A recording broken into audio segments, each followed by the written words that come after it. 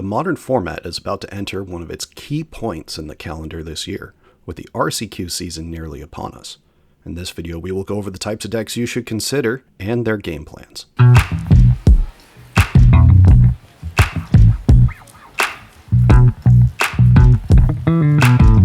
The modern format continues to evolve with each new set that is released. In 2026, we have a whopping 7 new sets entering the format. While this isn't the video to get into the drama that is the amount of standard sets, it is something that should be on your mind moving forward. Picking an archetype that is malleable to newly printed cards, but also isn't too large of an investment, is pretty key for those wanting to get into the format. As of spring 2026, the modern format is still at one of the most diverse and healthy points it's been at in years. 2025's and early 2026's additions to the card pool have contributed to new decks while also giving a kick in the pants to existing strategies. In this video, I'll be categorizing what I think are contenders in the format to start off the season, and also which decks are sleepers, at least early on, that you should watch out for at your local tournaments. We will also be doing some light discussion of win rates. These win rates do change from week to week, and we will have a better set of information as this competitive season develops, and when we have tournaments with larger data sets. With that, let us get into the decks that comprise this format. Living End has had an up and down life cycle and a committed player base. At one point it was able to take advantage of Grief as an incredible hand attack piece that you didn't have to worry about casting for its full cost. However, now that Grief has been banned for a while and Violent Outburst has seen the axe as well, the deck has struggled to find an identity. Early in 2026, the deck finally started to see the light of day again. Wistfulness has been a key interaction and card advantage piece for the deck, while having a large enough body for the deck to be happy to hit it out of the bin with Living End. The game plan of the deck seems simple enough. Cycle a Street Wraith, cycle an Ent or Curator of Mysteries, and then cast a Shardless Agent or Ardent Plea, and then profit. The deck also likes to really lean on endurance here. Not only as a 3/4 you can get into your yard easily, but on ETB it shuffles the opponent's graveyard to the bottom of their deck, leaving your Living End to only reap profits for yourself. This is another deck that gets to take advantage of the Force of Negation, Subtlety, Flare of Denial interaction package.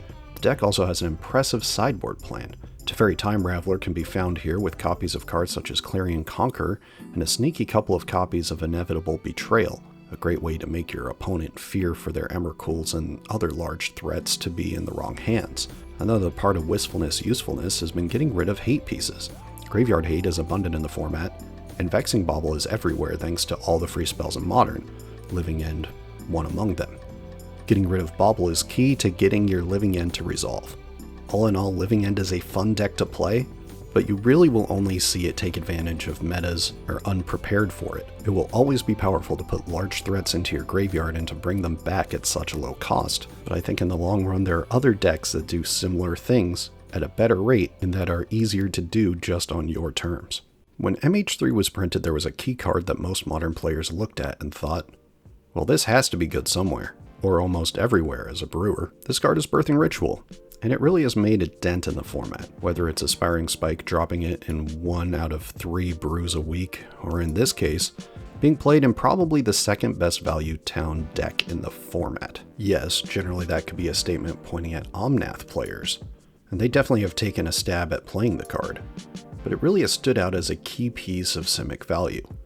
Here in Simic Birthing Ritual, the deck takes advantage of fan favorites Fibblethip the Lost, Icefang Codal, and Coiling Oracle as value fodder for Birthing Ritual to sack into larger threats such as Endurance, a key graveyard hate piece, Harbinger of the Seas, a key land hate piece, or Abhorrent Oculus, which is one of the best threats at 3 mana in the format when resolved, simply because of the board and potential card advantage it can create. With those options, and Shardless Agent being a card less used as a combo piece here than a value piece, the deck has plenty of options to stop what its opponent is doing. 4 copies of each in terms of Flare of Denial, Force of Negation, Sink into Stupor, and Subtlety really help the deck combat most of the format. There are times when the deck feels too fair, however, in this format, thanks to the prevalence of lists that want to really outpace what the Simic Birthing Ritual deck wants to be doing. One of the nice things about building into this deck is how many of the cards you can possibly play in other decks.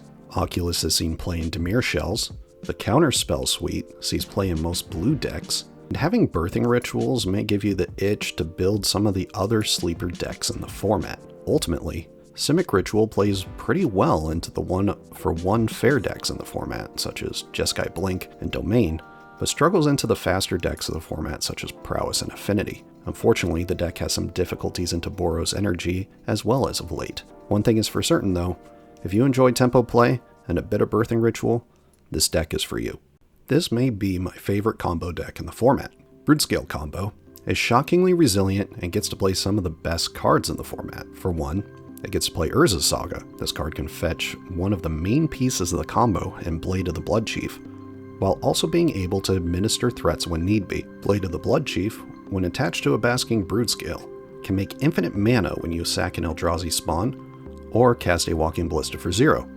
This puts a +1/+1 counter onto the Broodscale, which then makes another Eldrazi spawn. From there, you can cast a Walking Ballista for the damage you need, cast a Kozilek's command to scry through your whole deck and draw the card you need with plenty of mana left over to also cast one of the best finishers in the format, Emrakul the Promised End.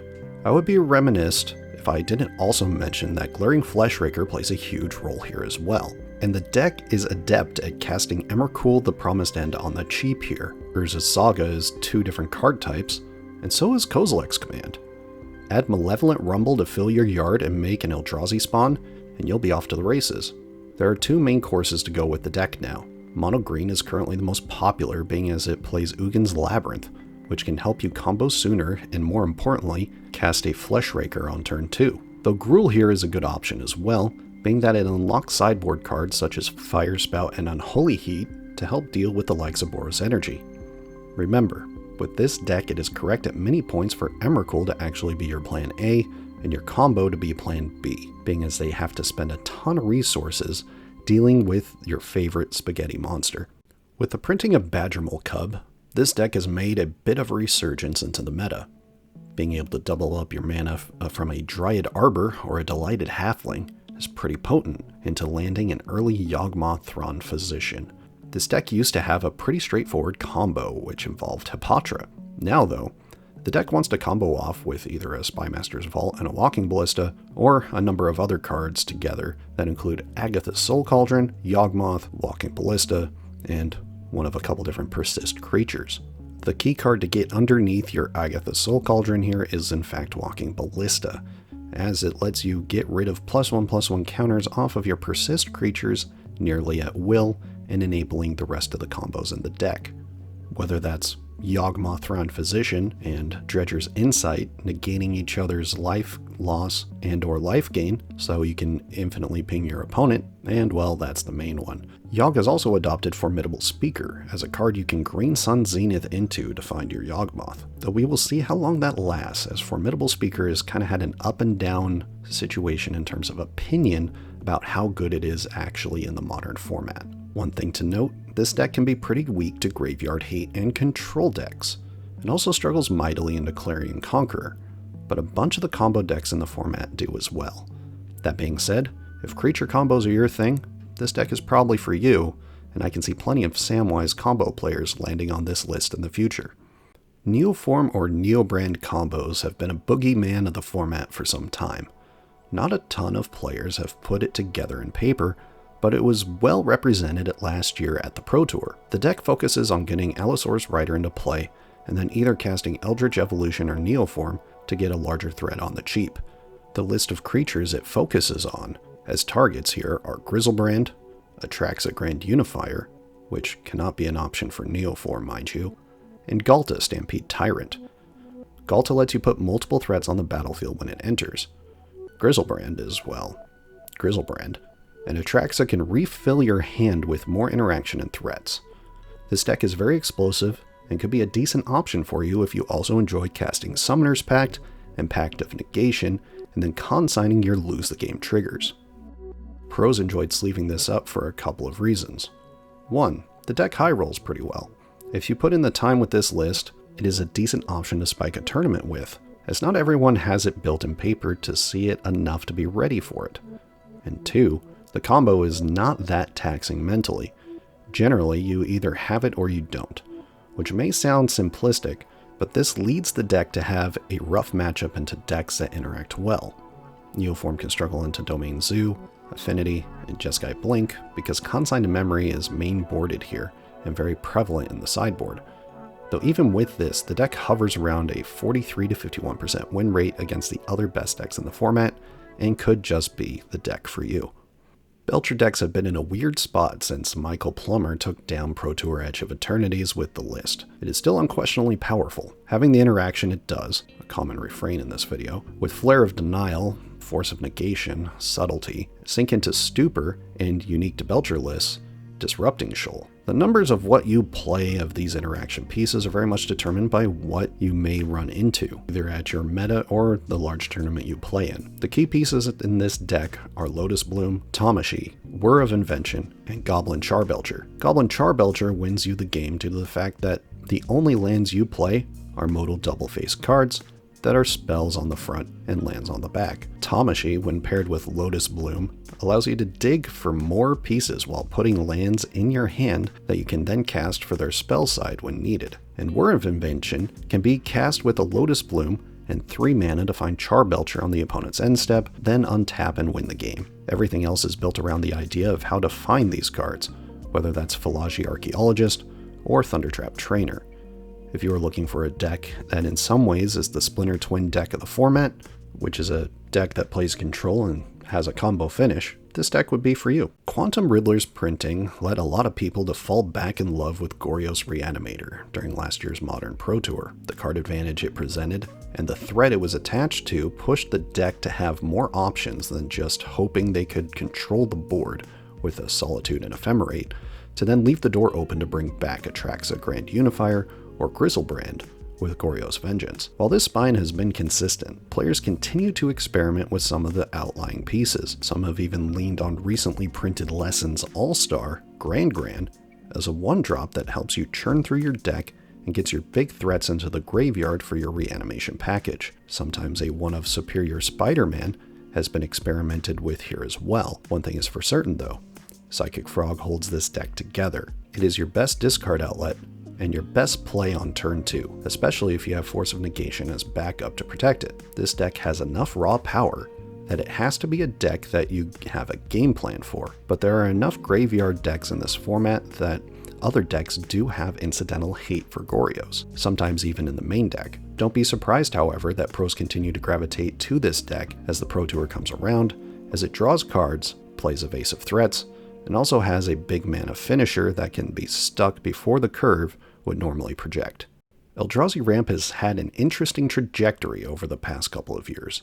At the start of MH3 being released, it was one of the best decks in the format, as the One Ring had not been banned yet. Over 2025, it would prove to be an effective strategy into Boros Energy, as Kozilek's return does a ton of work, especially in Game 1. But the deck was and continues to be incredibly weak to Amulet Titan. This has also been the case for the deck's matchup into Ruby Storm, another Boros killer, as in Game 1, it is a bit of a struggle to have enough interaction, being as you are not as locked in to what your opponent may be playing, and thus you are not trying to mulligan into Kozilek's command, which is probably your best card in the main deck into the matchup. Eldrazi Ramp has a very powerful spine. You have 8 lands that are essentially ancient tombs for your strategy in terms of Eldrazi Temple and Urza's Saga.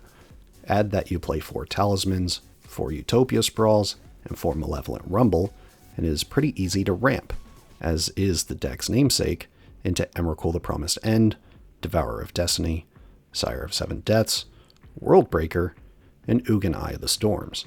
Add that this deck has adopted the Icetill Explorer Ghost Quarter plan, while playing some number of Formidable Speaker to help you find your missing pieces, whether that may be a threat or a removal on a stick, or both, and the deck has become more flexible than ever. Of course, the list still loves playing a Kix Sowing Mycospawn early, not only to ramp, but to provide hate for the opponent's strong land options that in this format seem to be numerous.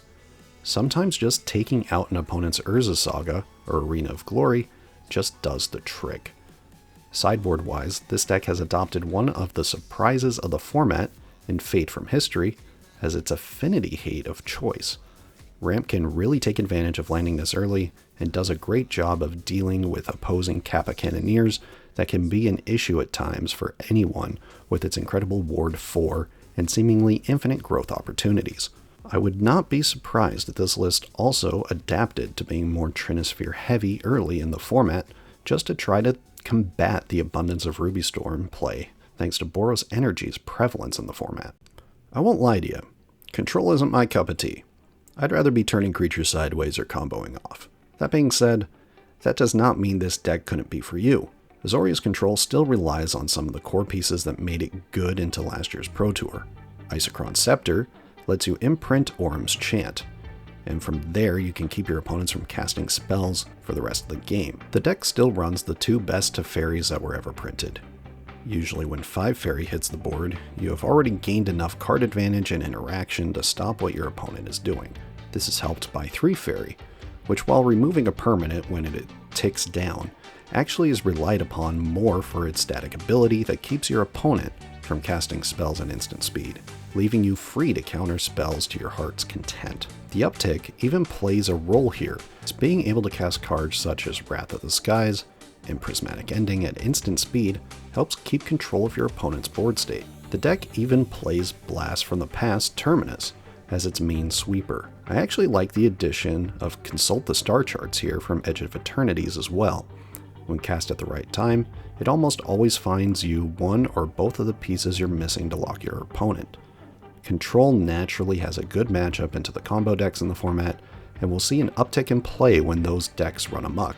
However, Boros Energy is surprisingly resilient into your game plan, and the Blink and Tron decks play surprisingly well into control here too.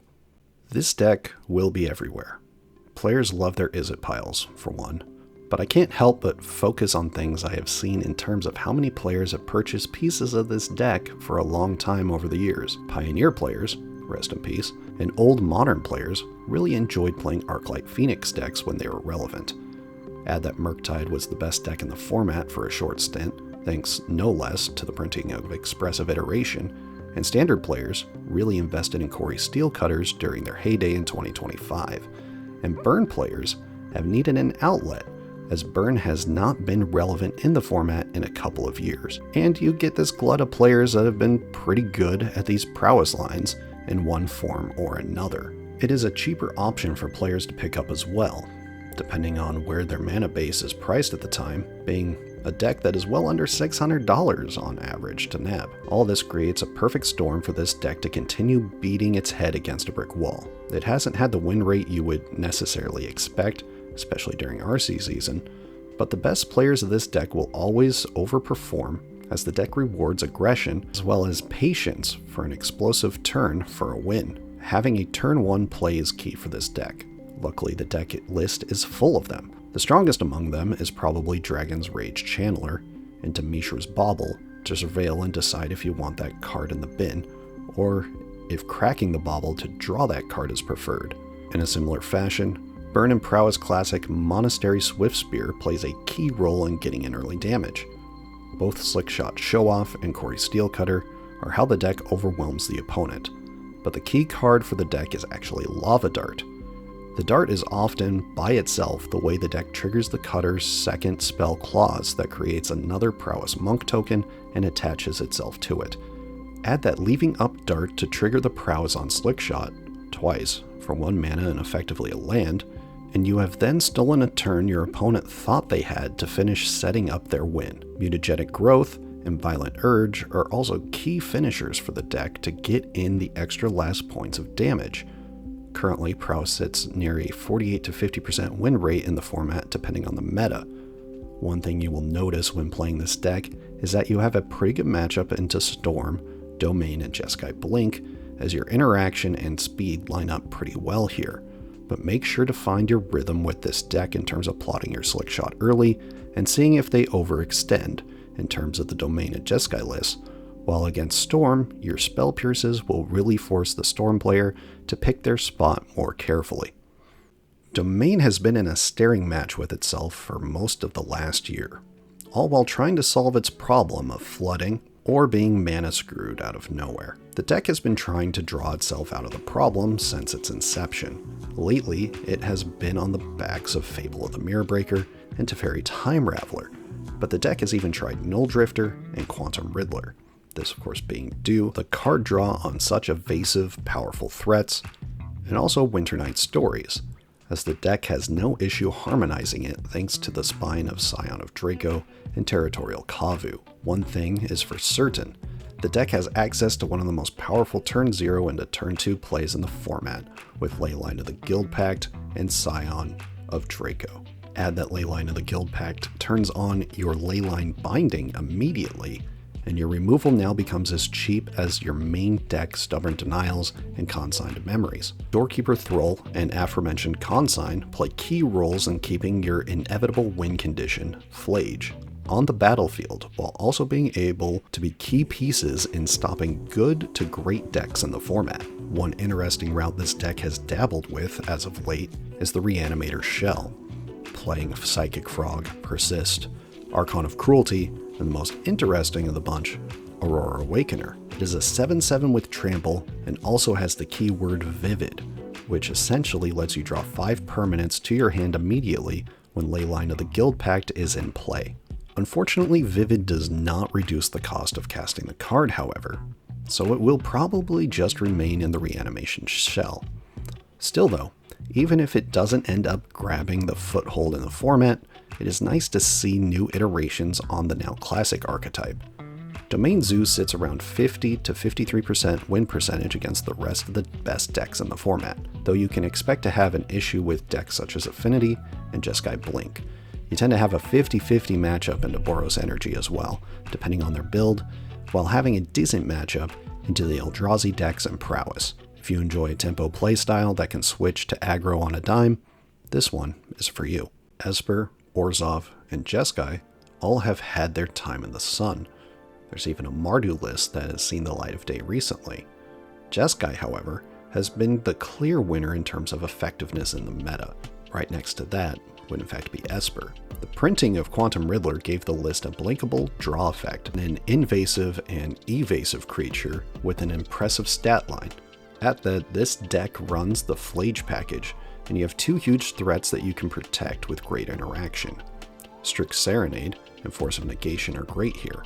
Ephemerate helps you dodge removal while scamming your threats in early, and Consign to Memory lets you have another scam spell while also having an effective answer to the colorless decks and triggered abilities in the format. Jeskai Blink has become, arguably, the best mid-range deck in the format, while being great at executing a tempo gameplay. There is concern about how the deck will fare with the format consistently speeding up, however. Being, though, that it has access to Wrath of the Skies in the sideboard, it provides an answer to aggro draws from energy, while also having a good way to answer Affinity's non-Kappa Cannoneer hands. Add that Scamming Solitude is one of the best ways to deal with multiple threats, and Jeskai Blink could be the deck for you to play in this RCQ season, and even sticks around the 50 to 54% win rate against the best decks in the format.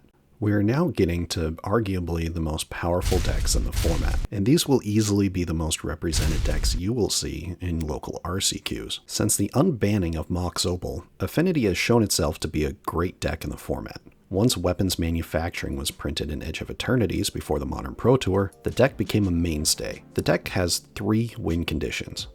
Pinnacle Emissary, which rewards you with 1/1 flying artifacts for each artifact spell you cast, which in turn can feed your second win condition, Kappa Cannoneer. Generally, after this, you force the opponent to deal with these threats so you can then resolve Weapons Manufacturing, which you can then blow up the tokens from manufacturing by using Engineered Explosives or Claws of Gix. This deck also allows you to play and take full advantage of Urza's Saga, which is a win condition all on its own, but also lets you play Skateboard. Yes, I know how ridiculous this sounds, but plenty of the other channels bring up the good and bad of Universes Beyond. I don't need to do that here. This card replaces Lava Spur Boots as the main card to make your Saga tokens have haste. Another Universes Beyond card that the deck is starting to take advantage of is Ravenous Robots. This card is still being tested early in this format, but it seems like a good way to go wide, and is an artifact compared to an enchantment that Weapons Manufacturing is. though I suspect that the deck will go back and forth between the two depending on what the meta calls for, as Ravenous Robots is probably a better meta call if Affinity needs to be more of an aggro deck, while Manufacturing lets the deck have a more inevitable threat through artifact sweepers. Affinity itself sits around a 55% win rate against the best decks in the format, and really feeds into aggro players' ambitions while having a back-end combo with a touch of control to protect your threats. What's not to like? I'm also going to pencil in Izzet Cutter and Izzet Wizards decks, because they really kind of fit the Affinity shell as well. Izzet Cutter and Izzet Wizards decks could be the decks that continue to make the biggest splash in the format, or could just easily be a footnote to Affinity as a whole. This being said, being able to outvalue your opponent with Kori Steelcutter, Emry, and Tamiyo, while being able to fully utilize Urza's Saga, is a great way to win the game. When playing so many wizards, you can take advantage of Flame of Anor. Being able to remove a threat and also drawing cards is an incredibly powerful effect, while also being able to flip Tamiyo more times than not over to its Planeswalker side. Probably the most interesting interaction of this plan has been the Sewer Valence Urza Lord High Artificer list that have been bringing back memories of Grinding Breach, thanks to making Grinding Station a key combo piece again. The camera, paired with Emry, Urza, and Grinding Station, creates an infinite mill combo, which can eventually lead to a win with Thassa's Oracle, or by eventually milling your opponent out instead. We have even seen these decks start to splash green to be able to play Badgermole Cub as a way to recur Urza's Saga when it's earthbended. This will not be the last time we see Badgermole Cub play a role in the format moving forward, as I think we really haven't figured out ultimately where Badgermole fits in all the lists, but the doubling of mana is very powerful and could see a significant power increase in the format, really depending on what is printed this year and what is printed in the future. Eldrazi Tron has shown itself to be a mainstay in the format. Granted, the rise and fall of Consigned to Memory somewhat dictates how Eldrazi Tron will continue to fare through Modern being the focus at high-level events. It cannot be ignored, however, that Turn 3 Tron has continued to be one of the most powerful things to do in Modern. There are a few different ways to approach the deck. One can focus more on a colorless build while playing a Swamp for a basic to fetch through certain land hate. This lets you ramp with Clearing Fleshraker and have access to hand hate and Thought-Knot Seer. You can also focus more on a green Tron route, focusing on playing Talismans and sowing Mycospawn as land hate and ramp. This can also lead you to consider playing cards such as Worldbreaker. There is also room for playing blue Tron. This gives access to Portent of Calamity, which allows you to use your mass amounts of mana to cast a card for free. It also lets you have a certain amount of interaction, such as the aforementioned Consigned to Memory. One thing is for certain though, all of these builds have access to the key spine of the deck, Kozilek's Command, which could be considered the best card in the format, Ugin Eye of the Storms, which is in contention for one of the best planeswalkers in Modern, and the card that provides the utility and playability of the deck, Karn the Great Creator. Having access to the Karn board makes this list have game against many of the decks in the format, while also being a null rod into Affinity, which is still one of the most competitive decks in Modern. You also cannot ignore that the deck gets to play some of the best finishers in the format. Emrakul the Promised End tends to do exactly what its name suggests. Ulamog the Ceaseless Hunger, while not being hexproof, wins plenty of matches immediately, and Sire of Seven Deaths is one of the best anti-aggro threats ever printed, and Devourer of Destiny is removal on a body while also being a 6/6, and helps to smooth out your opening hands. All in all, the deck is incredibly powerful and resilient in most metas, though the prevalence of Consigned to Memory in the format will determine where the deck sits in the long run. This has shown itself in terms of its own win rate, sitting around 49% against the best decks in the format and struggling into the blue decks of the format, as well as Amulet Titan, because if you play Eldrazi, Amulet Titan will eat your lunch. Granted, if you enjoy making 7 mana on turn 3 and playing high cost spells, this one is for you. Ruby Storm has one plan. In the right moments, the deck can do this as early as turn 2. Storm is as high rolling of a deck as there is, even if the list is now splashing white for important sideboard cards for their worst matchups.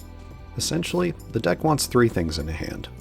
Some form of cost reducer, whether that is Ral, or Ruby Medallion, some form of rituals to go mana positive, and finally, impulse draws to ensure the chain keeps going. Eventual Wincon will be using Grape Shot to kill, or Wish to find the Wincon. Past in Flames ties the deck together and keeps the spells churning. The main reason the deck is so popular at the moment is that Boros Energy has a rough time interacting with the deck. Turn 2 or 3 wins are something the Energy deck has a tough time dealing with. Though, Boros Energy has also clearly adapted as of late, with the inclusion of Ranger Captain of Eos as a way to stop the Storm deck from winning the game before they attack in for lethal. Something to remember is that sometimes this deck can struggle with RNG. Ral forces you to roll a die, and sometimes you just never flip it to the Planeswalker side. Deck has one of the more polarizing win rates in the format, sitting around 48% versus the best decks. However, it still has one of the better matchups into Boros Energy depending on their build. One thing is for certain though, the deck is fun to play, and most Magic players enjoy being the one to storm off. I have been hailing Boros Energy as the Jund of the format for a while now. When Boros is not adequately sideboarded for, the deck can still put up some of the most consistent results in a tournament. The deck has been consistently the most represented list in the format. This is for a few reasons. One, the deck has a low barrier to entry in terms of a game plan. The now infamous Guide of Souls into Ocelot Pride start is still one of the most powerful things you can be doing in the format, and many other brews in the format focus on these 2 cards as their spine, simply because they're so powerful. It makes them able to play against the other decks in the format because they have to be dealt with. When these 2 cards are dealt with or the plan is interrupted, Ajani and Goblin Bombardment are a solid plan 1B. Sack the cat made from the Ajani ETB to the Bombardment, flip your Ajani into a Planeswalker, and rake in the profit. On top of all this, the deck has a Plan 1C in Flage, which on its own, and maybe a little help from Arena Glory, can win the game on the spot. The deck really attacks from multiple angles. It even has quite the versatile removal suite. Flage is a Lightning Helix on a stick, Galvanic Discharge is a more effective lightning bolt in this deck thanks to its synergy with Guide of Souls, and Thraben Charm is a great modal spell here too. Even Goblin Bombardment fits the bill in a pinch. One underrated aspect of the list is how malleable the sideboard suite can be. Boros provides many ways to hate on lands and to deal with enchantments and artifacts. One interesting addition we are seeing from time to time now is the inclusion of the Legend of Roku here in the sideboard. It helps provide card advantage, and eventually is an invasive creature, and even provides mana on its second chapter to help double spell from the exiled cards. One interesting thought early in the season is concerning if the deck will adopt some more new cards to the list. Some have looked at Cool But Rude as a new card that can feed into Flage, while also drawing into more threats. Time will tell if this is adopted, or what else will be printed this year. Because of all of the reasons above, the deck is sitting at anywhere from 13 to 17% of the meta, and has a whopping 52% win rate against the rest of the meta as well. Boros struggles into control decks and combo, but those struggles are not bad enough that you can't average your great hands out enough to overcome those decks. If you enjoy an aggro playstyle that also does well at transitioning into a mid-range game plan, Boros Energy is for you. One other thing to note. The deck has been at 17-ish% of the meta for a while now, and could very well see a ban of any card in the deck to really shake up the format, as Modern is in a, well, I would argue, a great spot. It's any spot specifically where a lot of people are tired of playing into Boros Energy, and really tired of seeing the same gameplay over and over again. So keep your eyes up. We have plenty of ban windows coming, and if Boros Energy manages to dodge out of those ban windows, this could be a decent place to sit for a foreseeable future. Truthfully, even though Boros Energy is the most played deck in Modern, Amulet Titan is the best deck in Modern, and is easily the boogeyman of the format. It has easily the most devoted player base in the format, and they mostly crawl out of the woodworks during the competitive Modern seasons. There are moments every Modern season where this deck feels like it's unbeatable. While it can be hated out, it takes up valuable sideboard space to do so. And then decks like Boros Energy make a comeback in results. Aftermath Analyst proved to be the best card printed for this deck in years, as it would not be able to truly abuse the mana created from just bounce lands and Lotus Fields as it currently does without it. Even playing Lumra here as a replacement, if the Analyst got banned, would be a much larger hill to climb. The deck still has a core game plan of using bounce lands, Amulet of Vigor, and Primeval Titan to win the game. Other cards such as Vesuva, the land that gives creatures haste, Mirror Pool, and Shifting Woodland also play clear roles here. Urza's Saga has been a mainstay since its printing, as it can fetch up an amulet in a pinch, and Teleria West continues to be the key way to find and cast Summoner's Pact for a missing creature for your loop. One thing is for certain, this deck in some form isn't going anywhere, and that's even if the deck has to go back to playing Valakut the Molten Pinnacle and Scape Shifts. Talking about Titan's current winning percentage is a bit of a moot point. The deck is clearly a favorite into all the Eldrazi decks in the format, though I would reckon that Broodscale fares a tad better into it with being able to combo off pretty quickly. You will struggle a tad into the Goryos decks, and combo decks that can hit theirs before yours, such as Neoform. That being said, if you enjoy learning a deck with the combo lines for many scenarios that will pay off with your time with the list, this deck is definitely for you. A few notes about the format. 1. There are plenty of other lists that could pop up and be good. Esper Blink is still around. Moonshadow lists are still something everybody should be paying attention to because Hollow One decks do pop up here and there pretty consistently. And I promised a friend a quip about Mill. So there it is. But there's going to be lots of decks that you run into the format that you aren't necessarily expecting. Is it Through the Breach? Could even be a deck. Necro Dominance still is a very powerful card and does powerful things. And I will still have a soft spot for these Samwise combo decks, and they have even started to adopt Abhorrent Oculus into their main deck. Heck, we've even seen a resurgence of creativity lists, of Heliod Combo, and these Stoneforge lists have started to pop up with old Hammer Time tech playing some new cards from the new Final Fantasy set that came out in 2025. There's even been a resurgence of Dimir Tempo lists that have replaced Psychic Frog with Washing Tongue from the Avatar set, and they've even started putting up results. So the modern format is in one of the best places it's been in.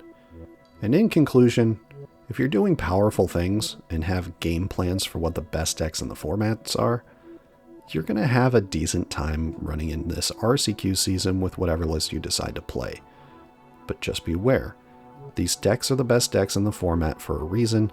They're incredibly strong, and they have good sideboard plans, let alone good main board plans for what you are doing. Thank you all so much for watching us here at MTG Scoundrels. If you enjoy our content, like and subscribe, be a friend, tell a friend, and we will see you all next week.